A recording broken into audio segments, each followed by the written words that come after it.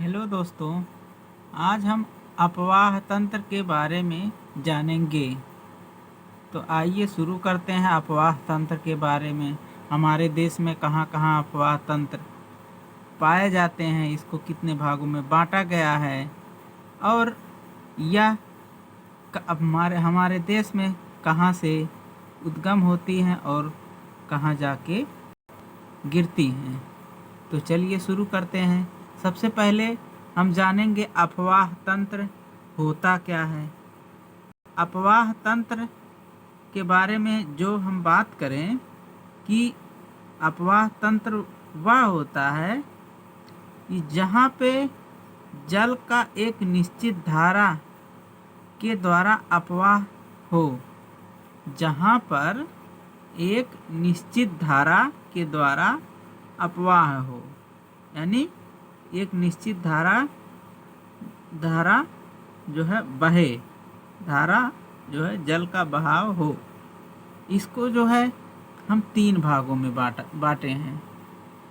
पहला है हिमालय, दूसरा है प्रायद्वीपीय भारत, तीसरा है अंतःस्थलीय अपवाह। अंतःस्थलीय का मतलब जो हमारे देश में बहती हैं। तो हम सबसे पहले बात करेंगे हिमालय के बारे में। हिमालय से निकलने वाली जो नदियां हैं वो 3 नदियां हैं, जैसे सिंधु है, गंगा है, ब्रह्मपुत्र है। और जो है प्रायद्वीप से निकलने वाली भारतीय नदियां जो है, पहला है साबरमती, माही, नर्मदा और ताप्ती। और बंगाल की जो अरब सागर में गिरती हैं। और अगला है बंगाल की खाड़ी। बंगाल की खाड़ी से में गिरने वाली नदी हिम महानदी, गोदावरी, कृष्णा, कावेरी। आइए हम हिमालय नदी के अपवाह तंत्र के बारे में जानते हैं। हिमालय नदी का अपवाह तंत्र सिंधु नदी के साथ 5 नदियां और शामिल हैं। वह नदी कौन कौन से हैं? सबसे पहले सिंधु नदी की कुल लंबाई और भारत में इसकी लंबाई कितनी है, ये जान लेते हैं।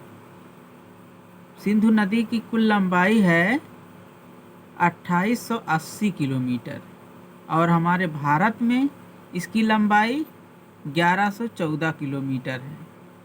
ये एग्ज़ाम के लिए बहुत महत्वपूर्ण है। और अब 5 नदियां जो शामिल हैं उसके बारे में जान लेते हैं। पहला है झेलम नदी, दूसरा है चेनाब नदी, तीसरा है रावी नदी, चौथा है जो है ब्यास नदी और 5वां है सतलुज नदी। यानी कि 5 नदियां उसके साथ सिंधु नदी। ये अपवाह तंत्र हिमालय में के साथ जो है शामिल है।